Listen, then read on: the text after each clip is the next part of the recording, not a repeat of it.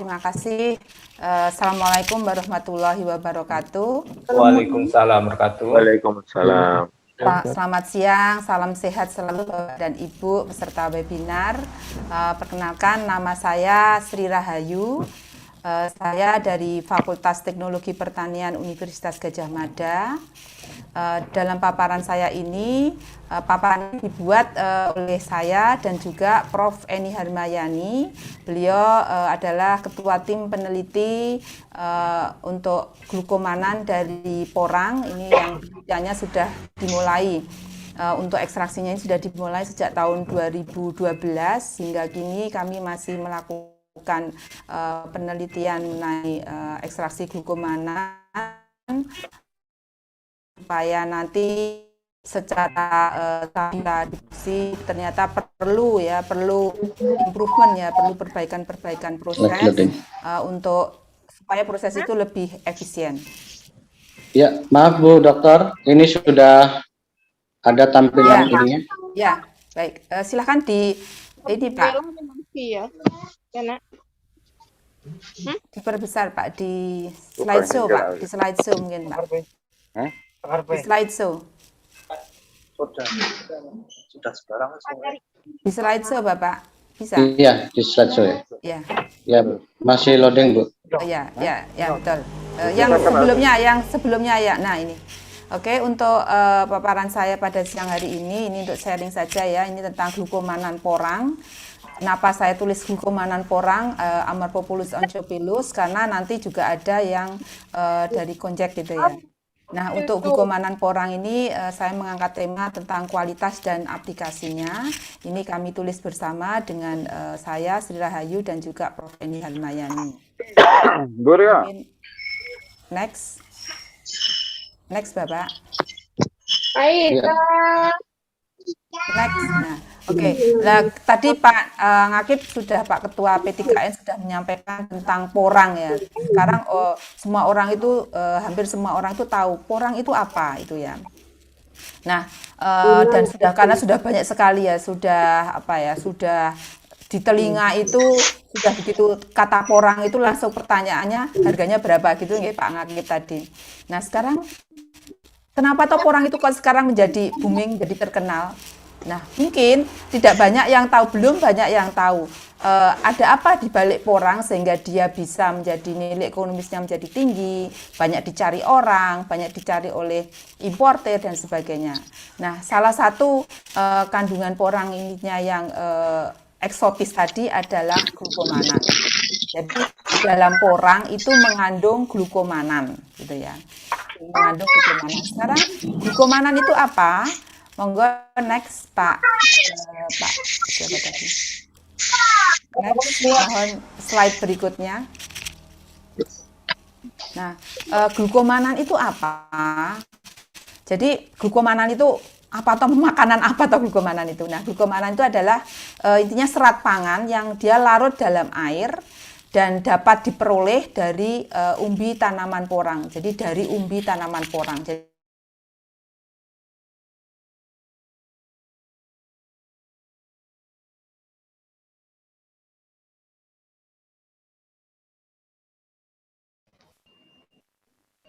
termute Bu suaranya Bu Sri. Saya ikut di mute tadi. Ya. Jadi glukomanan itu adalah serat pangan yang larut dalam air. Nanti saya tunjukkan larut dalam air itu seperti apa. Yang dapat diperoleh dari tanaman porang, dari umbi tanaman porang. Dan secara komersial itu glukomanan sering disebut sebagai tepung konjek atau konjek. Konjek itu kalau di Jepang itu kan dia lebih jenisnya itu yang dikatakan sebagai konjek gitu ya. Sehingga glukomanan kalau di komersial itu sering juga disebut sebagai tepung konjek. Nah, kenapa kok glukomanan itu mempunyai kelebihan dan kelebihannya itu apa? Nah, antara lain adalah dia memiliki kelarutan yang besar di dalam air. Jadi kalau kita mengambil 1 gram tepung glukomanan, nanti saya tunjukkan tepung glukomanan seperti apa di PPT ini ada. Tepung glukomanan itu saya ambil 1 gram kemudian saya larutkan di dalam air 100 ml, itu nanti dia bisa kental sekali. bisa kental, sehingga kekentalannya itu yang sudah kami teliti itu hampir sampai dengan 70.000 centipoise, kental sekali ya, malah kayak lem gitu ya. Nah, kemudian kelebihan lainnya apa? Si glukomanan ini juga dia mampu menyerap air ya. Jadi kalau kita makanya untuk diet itu ya, untuk diet itu dia cukup efektif karena apa? Kita makan sesuatu ya, ada makanan yang kita tambahkan glukomanan itu nanti kita menjadi kenyang ya. Karena apa? Karena dia kan menyerap air, jadi dia ngembang gitu ya. Nah, sehingga sensasi kenyang gitu. Sehingga dia cocok antara lain untuk sebagai bahan atau diaplikasikan untuk sesuatu yang bisa memberikan efek diet gitu. Kemudian juga bisa membentuk gel yang stabil. Jadi misalnya nanti akan saya contohkan gelnya itu seperti apa. Jadi bisa kayak plastik gitu loh. Kalau kita campurkan kemudian kita larutkan dalam air, kemudian kita letakkan di piring gitu ya. Nanti kalau sudah kering itu jadi kayak lapisan film, kayak plastik gitu. Nah, si glukomanan sendiri ini dimanfaatkan pada industri, ada industri pangan, ada industri farmasi, dan industri kimia. Mungkin next, Pak. Manfaatnya itu sangat banyak. Nah, ini kalau pada industri pangan itu dia bisa ditambahkan pada mie, sehingga kan ada juga mie shirataki ya, nanti mungkin akan dijelaskan oleh Pak Ibnu ya. Kemudian ada juga dia bisa untuk ditambahkan ke puding atau yogurt. Jadi kalau kita makan puding atau jelly itu kan kenyal-kenyal itu ya, ada kenyal-kenyalnya itu. Nah, kenyal-kenyalnya itu karena apa? Karena ada glukomananya di situ. Yang bikin kenyal itu adalah glukomananya. Mungkin Bapak Ibu kalau nanti kalau itu porang itu kita kupas gitu ya, kan nanti kan ada kayak lendir gitu ya. Nah, itu glukomananya itu justru itu ya. Jadi dia kalau kita larutkan dalam air nanti dia akan bisa menjadi seperti kenyal gitu. Nah, kemudian juga bisa untuk untuk menahan kerusakan akibat pembuangan. Jadi kalau kita tambahkan ke es krim itu kan gampang meleleh.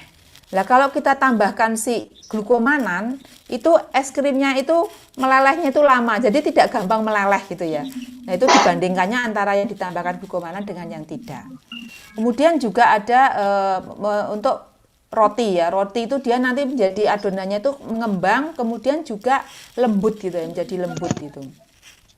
Nah, ini kemudian jelly itu juga sama, nanti tadi ada puding, ada jelly, ada yogurt, juga nanti kalau ditambahkan dengan sosis, kami juga sudah menambahkan glukomanan itu ke produk sosis, kemudian jelly, kemudian bakso itu ya ditambahkannya, tetapi pakai glukomanan. Next saja. Ini aplikasinya sangat banyak. Next. Nah, kemudian kalau di industri kimia, di industri kimia itu sebagai bahan pengisi dan pengikat tablet, kemudian juga bahan pelapis atau coating ya, untuk melapisi ya. Untuk melapisi, kalau cat itu tambahkan glukomanan ini bisa sebagai pelapis juga, kemudian sebagai bahan perekat untuk cat tembok, pelapis kedap air dan sebagainya. Kemudian next saja, Pak.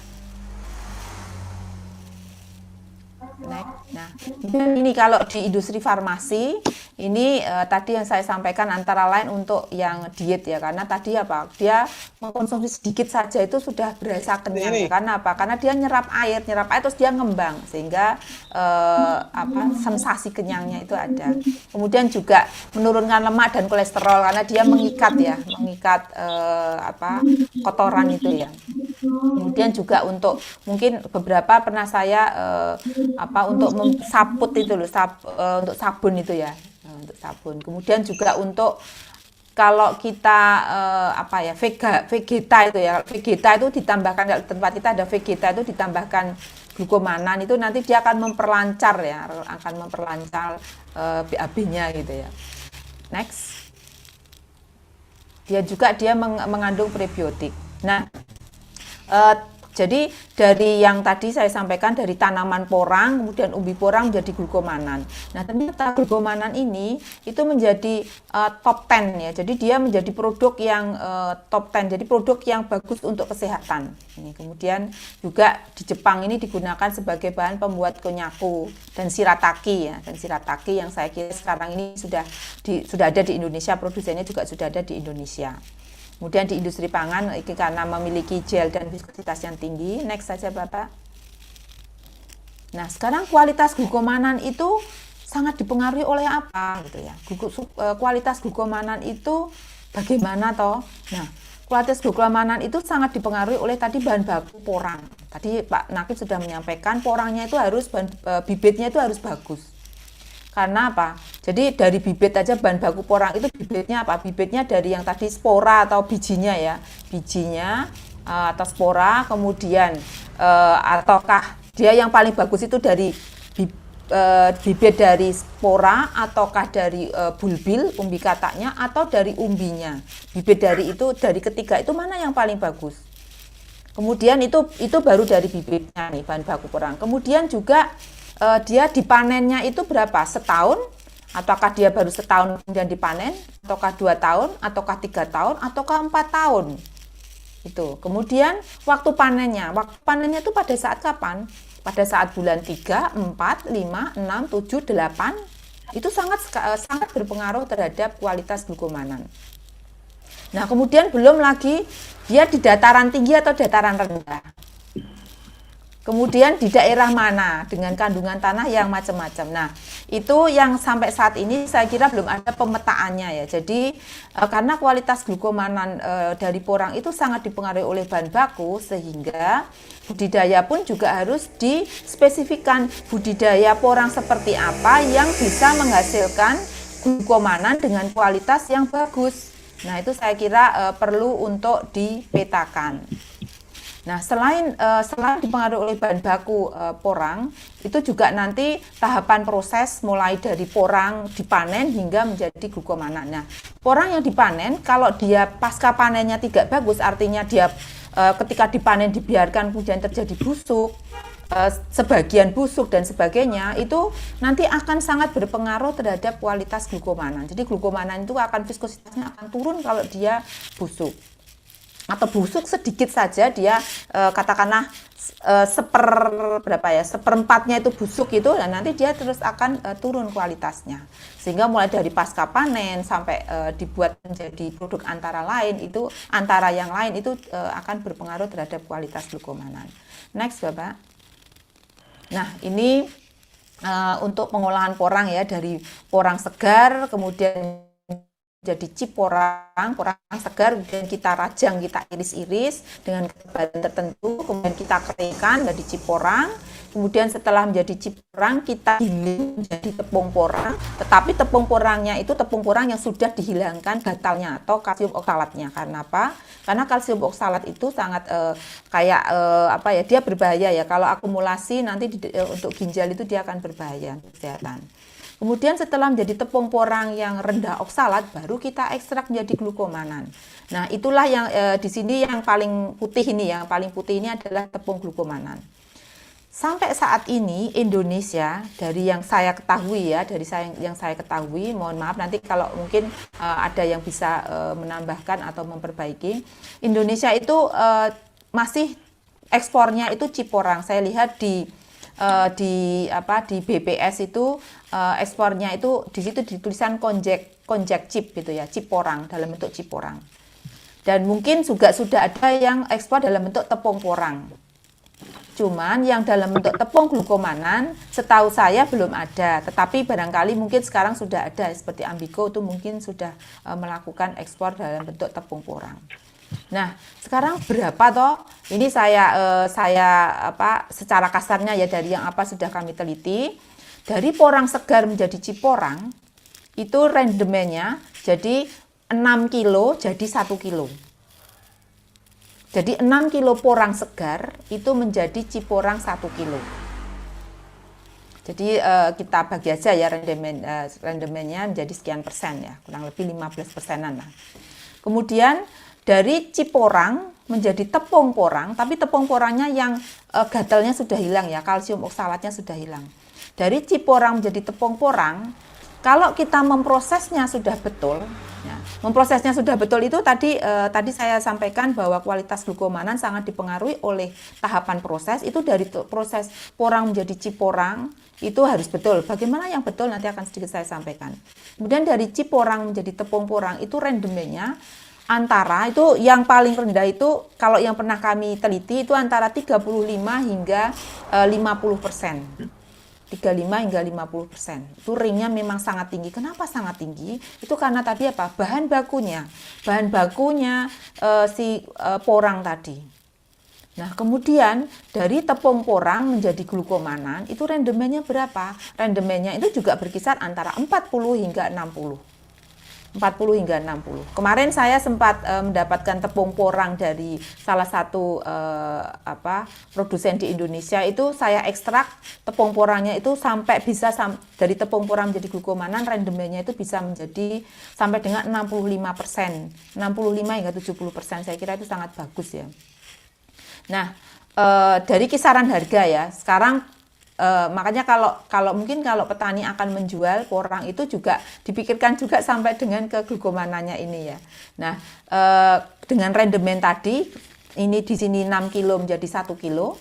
Kemudian dari dari ciporang ke sini itu rendemennya sekitar 35 hingga 50%. Kemudian artinya 35 itu kalau di ciporangnya itu 100 kilo ya jadinya tepung porang itu 35 kilo hingga 50 kilo itu ya separuhnya hingga maksimal separuhnya. Kemudian dari tepung porang menjadi glukomanan itu kisaran ini tepung porangnya 100 kilo ya jadinya glukomanan itu antara 40 kilo hingga 60 kilo gitu. Next. Nah, tahapan ekstraksi glukomanan. Jadi tahapan tadi prosesnya untuk mendapatkan porang segar menjadi glukomanan. Yang pertama adalah porang segar, kemudian kita buat chip ya, kita buat chip. Ini peralatannya itu macam-macam ya, bisa pencucian itu bisa manual pakai mesin pencuci, kemudian ada perajangan bisa manual, bisa pakai alat perajang. Nah, kalau saya sarankan sih harus menggunakan mesin perajang atau alat perajang. Karena apa? Karena kalau terlalu lama teroksidasi, jadi porang itu kalau kita rajang itu kan nanti dia lama-kelamaan cepat coklat kan. Jadi dia akan terjadi pencoklatan ya, reaksi enzimatis. Sehingga kalau dia lebih cepat dirajang kemudian lebih cepat dikeringkan, maka si chip porangnya itu warnanya tidak akan gelap ya. Jadi karena warna atau kualitas chip porang itu sangat menentukan harga. Kenapa? Dan juga ini ya, kualitas itu kualitas dari misalnya ada jamurnya dan sebagainya. Nanti akan saya tunjukkan apa saja syarat dari chip porang. Kemudian dengan tepung porang nanti juga digiling dan dihilangkan oksalatnya. Kemudian dari tepung porang menjadi glukomanan ini ada alat ekstraksinya ya, ada ekstraktornya. Next. Nah, kemudian ini untuk porang itu ini kandungannya itu saya kira di literatur banyak sekali ya. Jadi porang itu kandungan airnya itu 80%. Nah, katakanlah dari 1 kilo kandungan airnya 80%, berarti airnya itu ada 800 gram, ya kan? Nah, kemudian yang 200 gram itu terdiri dari bahan kering, dari pati, manan itu ya glukomanan tadi, serat kasar, gula bebas, oksalat gitu ya. Itu dia 200 gramnya itu isinya macam-macam. Nah, dari 200 gram itu 50% itu isinya glukomanan. Jadi dari 200 gram tadi hanya 100 gram isinya glukomanan. Jadi kalau kita jumlah secara keseluruhan 1 kilo porang itu kandungannya hanya sekitar 8 hingga 10% glukomanan. Gitu. Next. Nah, berikut adalah kualitas atau syarat mutu chip porang. Jadi kalau chip porang ini syarat mutu 1, mutu 2 ya. Mutu 1 itu kadar airnya sekitar 12%, mutu 2 juga sama 12%. Soalnya kalau kurang dari 12% itu biasanya kan kalau industri itu di ini ya patahkan klek gitu ya. Kering patah.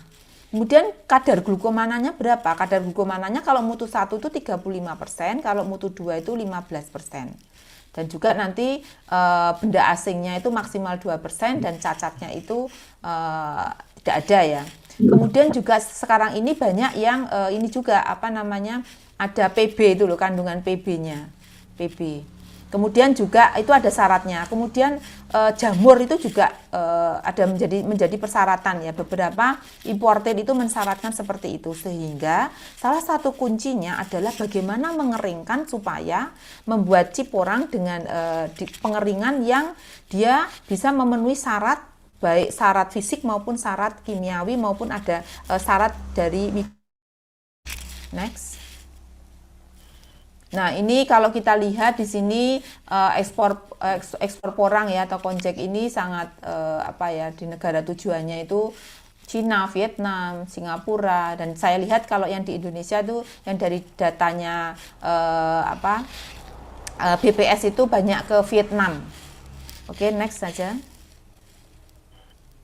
Nah, kemudian untuk tepung porang, maaf ini kok satu ini tadi PPT-nya bukan yang ini ya Pak, tepung porang.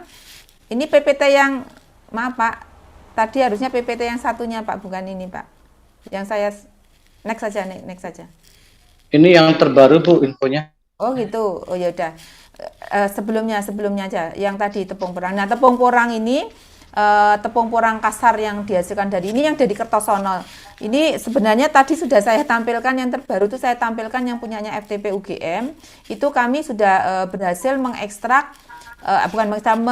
membuat tepung porang ini dengan kandungan glukomananya itu mencapai 75,5%. Itu. Kemudian kalsium oksalatnya kami sudah bisa sampai dengan 0,8%.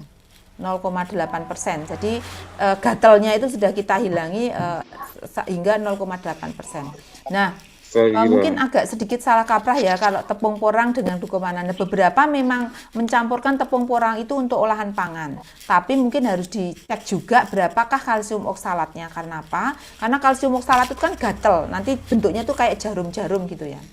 Oke, next. Next saja. Next Bapak.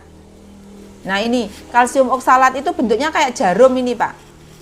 Ini kayak jarum itu. Nah, sehingga untuk ginjal itu tidak bagus, untuk kesehatan tidak bagus ya, kalau akumulasi itu dia akan berbahaya. Nah, itu gatelnya itu bentuknya kalau kita mikroskop pakai SEM itu, atau kita zoom pakai SEM itu dia seperti jarum seperti itu. Next. Nah, kemudian ini untuk glukomanan tadi juga sudah saya singgung. Next saja. Kelebihan penggunaan glukomanan. Tuh. Next Pak. Ini sepertinya balik lagi Pak, itu enggak Pak, itu bukan yang terakhir Pak ini. Nah, ini stop nih. Itu tadi bukan yang terakhir Pak. Next saja. Nah, ini adalah bentuk-bentuk kalsium oksalat pada tepung porang. Ini seperti ini. Oke, next. Nah, next. Nah, kemudian setelah jadi tepung porang, kita ekstrak menjadi glukomanan. Kalau di UGM sudah berhasil mengekstrak hingga menjadi glukomanan. Glukomanan ini kalau syaratnya di Cina, ini dari Cina itu yang glukomanan secara umum, kemudian yang kanan itu adalah yang dimurnikan. Itu viskositasnya lebih dari 22.000 centipoise atau CP ya ini ya. Nah, itu grade-gradean ya, jadi ada grade-grade-nya. Itu viskositasnya caranya ngukur gimana? Itu kita larutkan dulu 1 gram glukomanan, kita larutkan dalam 100 ml air, kemudian kita ukur kekentalannya berapa. Viskositas itu kekentalan, jadi kekentalannya itu ada sekian. Itu ini yang standar Cina. Kemudian kandungan glukomanannya itu untuk kadar glukomanannya ya, itu glukomanan dalam persen itu adalah kadar glukomanannya itu untuk top grade itu lebih dari 70%, dan yang untuk yang sudah dimurnikan itu 85 hingga 90%. Nah, untuk UGM itu sudah berhasil mengekstrak tepung porang menjadi glukomanan dengan kadar glukomanannya adalah 95 hingga 97% itu sudah maksimal yang kami peroleh itu. kadar glukomananya. Yang paling rendah itu 92%. Di Cina ini masih mengizinkan ya ini untuk sulfitnya ini, tetapi di beberapa negara seperti di Eropa saya kira sudah tidak tidak diizinkan lagi untuk menggunakan sulfit. Ini tergantung dari bayarnya nanti. Kemudian kadar airnya sekian, kadar abunya. Nah, next saja Pak. Itu ada PB juga ya, PB itu. Nah, kemudian kalau yang di Eropa ini ini karena tidak ada informasi kadar glukomananya ya, tetapi rata-rata di Eropa pun juga kadar glukomananya hampir sama dengan yang persyaratan di Cina. Nah, ini ada PB, ada kalau yang standar FLO kan nggak boleh nih, nggak boleh ada sulfitnya, SO2 itu sulfit nih. Next. Nah, ini kalau kami di UGM sudah berhasil tahun 2013 kami sudah berhasil mengekstrak glukomanan dari porang, kemudian juga sudah mengaplikasikan glukomanan ke berbagai olahan pangan. Jadi sekali lagi kami penerapan yang sudah kami lakukan itu bukan dari umbi porang kemudian kita olah menjadi produk olahan pangan yang di sebelah kanan ini, tetapi setelah menjadi glukomanan itu kami tambahkan ke produk-produk makanan. Ya, kami tambahkan ke mie, kemudian kami tambahkan ke sosis, kemudian ke ini ada ada saus. Saus itu kalau kita tambahkan glukomanan itu nggak gampang mencair. Jadi tidak gampang mencair. Kemudian juga ada jelly, di sini ada jelly, dan jelly ini untuk saat ini kami sudah meneliti untuk efek untuk sebagai pangan fungsional ya, pangan fungsional. Dia bisa menahan lapar juga. Next. Nah, ini adalah glukomanan yang kami ekstrak, yang berhasil kami ekstrak, dan kami sudah berhasil hingga kekentalannya itu 73.000. Padahal kalau standar komersial itu hanya 18.000 sampai 40.000. Ternyata glukomanan porang kita itu sangat manjur ya. Kalau diolah dengan betul, artinya kita ekstrak dengan betul, itu bisa menghasilkan kualitas yang bagus, yang tinggi ya, speknya yang tinggi, dan saya kira penggunaan sedikit aja dalam konsentrasi yang sedikit aja dia sudah efeknya sudah besar gitu ya, sudah banyak efeknya. Ini semua sudah memenuhi syarat standar komersial secara umum. Next. Nah, ini adalah aplikasi-aplikasi yang sudah kami lakukan. Ini untuk mie. Kalau mie itu kalau kita tambahkan glukomanan, kalau kita mie instan itu kalau kita rebus itu kan kuning ya. Nah, kalau kita tambahkan glukomanan itu nanti airnya bening. Airnya jadi bening gitu. Kalau kita tambahkan glukomanan. Kemudian kalau untuk kita tambahkan ke bakso itu kenyal gitu, jadi kenyal ya. Dan saya kira sekarang ini juga sudah banyak yang menggunakan, cuman menggunakannya dalam bentuk tepung porang. Kalau menggunakannya dalam tepung porang itu harus dilihat dulu oksalatnya ada tidak di situ. Karena kalau oksalatnya itu ada, itu akan akumulasi itu tidak akan nanti untuk kesehatan itu tidak baik gitu ya. Akan mengganggu kesehatan. Next. Mungkin itu yang bisa saya sampaikan terkait dengan kualitas dan aplikasi dari glukomanan. Sekali lagi tadi yang saya garis bawahi bahwa untuk kualitas itu sangat dipengaruhi oleh bahan bakunya. Bahan bakunya tadi sangat dipengaruhi oleh bibitnya, kapan panennya, umurnya berapa, tanamannya mungkin ditanam di daerah tinggi atau rendah, di wilayah mana, itu yang sampai saat ini saya kira belum dipetakan. Dan kenapa saya bisa menyampaikan seperti itu? Karena kami sudah meneliti ekstraksi glukomanan dari porang ini, dan kualitasnya memang sangat beragam. Itu tergantung dari di mana kita dapatkan, dan mungkin ini ke depan perlu dipetakan ya. Mungkin P3N perlu memetakan wilayah-wilayah tertentu ya, kita petakan mana yang bisa menghasilkan, dan nanti menjadi rujukan mana yang bisa varietas atau jenis atau porang seperti apa yang bisa menghasilkan glukomanan dengan kualitas yang bagus gitu. Mungkin itu yang bisa saya sampaikan Pak Raja. Selebihnya waktu saya kembalikan.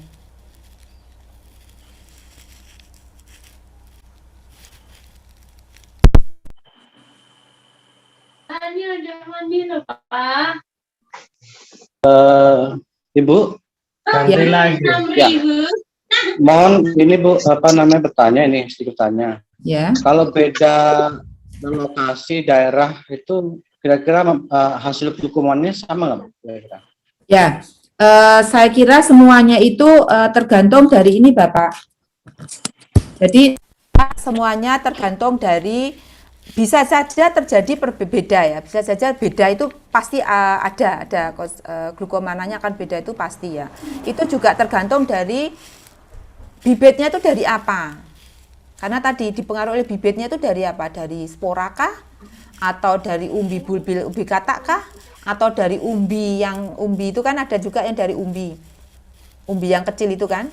Nah itu kemudian juga panennya itu pada bulan keberapa, ukurannya berapa, kemudian bukan ukurannya, jadi dia dipanen pada tahun keberapa, 1 tahun, 2 tahun, 3 tahun, kemudian panennya pada bulan apa, bulan 5, 6, 7, 8. Nah itu yang perlu dipetakan.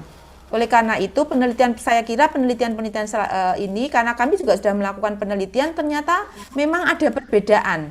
Tapi belum semua kami lakukan ya, karena kami belum bisa menelusur ini yang porang yang kami beli itu bibitnya dari apa, itu belum kami telusur. Itu kami masih masih umur 1 tahun, 2 tahun, 3 tahun, 4 tahun, dan masih pada panenan bulan. Itu. Nah itu sehingga bisa jadi pada lokasi yang berbeda, saya kira itu ada kemungkinan kualitas glukomanan yang dihasilkan itu juga akan berbeda. Nah kalau kami menelitinya memang dari porang hingga kami ekstrak menjadi glukomanan. Karena apa? Karena memang end produknya dari porang ini nanti adalah glukomanan itu. Yang tadi eksotis yang tadi adalah si glukomanan itu. Itu Bapak yang bisa saya sampaikan. Ya, memungkinkan nggak Bu penelitian ke depan ini, selain ini kan sekarang glukomanan ini untuk makanan, lalu industri seperti lem, industri untuk untuk farmasi ya, obat-obatan ya. Kedepannya untuk mungkin bahan bakar kendaraan mungkin nggak ke arah sana Bu ya? Kalau bahan bakar saya kira tidak ya Pak ya itu ya, karena dia serat pangan ya. Kalau untuk ininya ya, yang kita ini kan adalah serat pangannya itu yang kita unggulkan ya. Itu si glukomanannya itu. Ya, terima kasih banyak Bu Dr. Sri Rahayu. Nanti tetap di sini Bu ya, karena nanti akan ada sesi tanya jawab. Baik. Ya, oke.